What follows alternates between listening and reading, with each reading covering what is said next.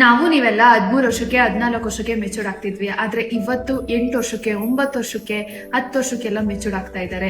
ಗೊಂಬೆಗಳ ಜೊತೆ ಆಟ ಆಡೋದು, ಕಾರ್ಟೂನ್ ನೋಡೋ ವಯಸ್ಸಲ್ಲಿ ಇಷ್ಟು ಬೇಗ ಬಾಡಿ ಸಿಗ್ನಲ್ಸ್ ಕೊಡ್ತಾ ಇದೆ. ಯಾಕೆ? ಸೊ ಪ್ಯೂಬರ್ಟಿ ಅಂತ ಅಂದ್ರೆ ಬೇಗ ಮೆಚೂರ್ಡ್ ಆಗೋದು ಜೆನೆಟಿಕ್ಸ್ ಅಲ್ವೇ ಅಲ್ಲ. ಅರ್ಲಿ ಪ್ಯೂಬರ್ಟಿ ಇವತ್ತಿನ ರಿಯಾಲಿಟಿ ಆಗಿದೆ. ಸೊ ಪ್ಯೂಬರ್ಟಿ ಅಂತ ಅಂದ್ರೆ ರಿಪ್ರೊಡಕ್ಟಿವ್ ಮೆಚುರಿಟಿಗೆ ಪ್ರಿಪೇರ್ ಆಗೋ ಒಂದು ಪ್ರೋಸೆಸ್.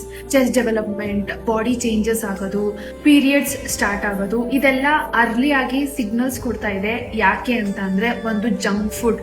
ತುಂಬಾ ಜನ ಇವತ್ತು ಮಕ್ಕಳಿಗೆ ಜಂಕ್ ಫುಡ್ ಕೊಡ್ತಾ ಇದಾರೆ ಸ್ನಾಕ್ಸ್ ಆಗಿ. ಅಂಡ್ ಹೈ ಶುಗರ್ ಇಂಟೆಕ್, ಜಾಸ್ತಿ ಚಾಕ್ಲೇಟ್, ಸ್ವೀಟ್ಸ್, ಶುಗರಿ ಡ್ರಿಂಕ್ಸ್, ಈಚೆಗಡೆ ಆಟ ಆಡೋದಿಲ್ಲ ಅಂದ್ರೆ ಫಿಸಿಕಲ್ ಆಕ್ಟಿವಿಟಿ ಕಡಿಮೆ, ಮತ್ತೆ ಚಿಕ್ಕ ವಯಸ್ಸಲ್ಲೇ ಒಬೆಸಿಟಿ ಜಾಸ್ತಿ, ಪ್ಲಾಸ್ಟಿಕ್ ಪ್ರೊಸೆಸ್ ಮತ್ತೆ ಪ್ಲಾಸ್ಟಿಕ್ ಕಂಟೈನರ್ಸ್ ಫುಡ್ ಅಲ್ಲಿ ಇರುವಂತಹ ಆಶ್ ಕೆಮಿಕಲ್ಸ್, ಹಾರ್ಮೋನಲ್ಸ್ ಮೇಲೆ ಇಂಪ್ಯಾಕ್ಟ್ ಬೀಳ್ತಿದೆ. ಮತ್ತೆ ತುಂಬಾ ತುಂಬಾ important excess screen time. So mobile ತುಂಬಾನು ಜಾಸ್ತಿ ನೋಡ್ತಾ ಇದ್ದಾರೆ. ಸೊ ಇವೆಲ್ಲ ಕಂಬೈನ್ ಆಗಿ ಮಕ್ಕಳ ಹಾರ್ಮೋನ್ಸ್ ಮೇಲೆ ಎಫೆಕ್ಟ್ ಬೀಳ್ತಿದೆ. ಅಂಡ್ ದ ಬಿಗ್ಗೆಸ್ಟ್ ಪ್ರಾಬ್ಲಮ್ ಏನ್ ಗೊತ್ತಾ? ಬಾಡಿ ಮೆಚೂರ್ಡ್ಗೆ ಬರ್ತಿದೆ ಬಟ್ ಮೈಂಡ್ ಮೆಚುರಿಟಿ ಇರೋದಿಲ್ಲ. ಸೊ ಬಾಡಿಯಲ್ಲಿ ಏನಾಗ್ತಿದೆ, ಯಾಕೀಗಾಗ್ತಿದೆ ಅಂತ ಅವ್ರಿಗೆ ಏನು ಗೊತ್ತೇ ಇರೋದಿಲ್ಲ. ಬಾಡಿ ಚೇಂಜಸ್ ಆಗುತ್ತೆ, ಪೀರಿಯಡ್ಸ್ ಆಗುತ್ತೆ, ಎಮೋಷನಲ್ ಸ್ಟ್ರೆಸ್. ಆದಷ್ಟು ಫಿಸಿಕಲ್ ಆಕ್ಟಿವಿಟಿ, ಮನೆಯಲ್ಲಿ ಮಾಡಿರುವಂತ ಊಟ, ಮನೇಲೇ ಸ್ನಾಕ್ಸ್ ಆದಷ್ಟು ಮಾಡ್ಕೊಡಿ.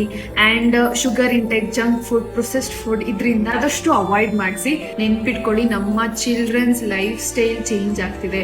ಸೊ ಪ್ರಾಬ್ಲಮ್ಸ್ ಬರೋವರೆಗೂ ವೇಟ್ ಮಾಡಬೇಡಿ, ಈಗ್ಲಿಂದನೇ ಒಂದು ಸ್ಟೆಪ್ ಇಡಿ. Thank you.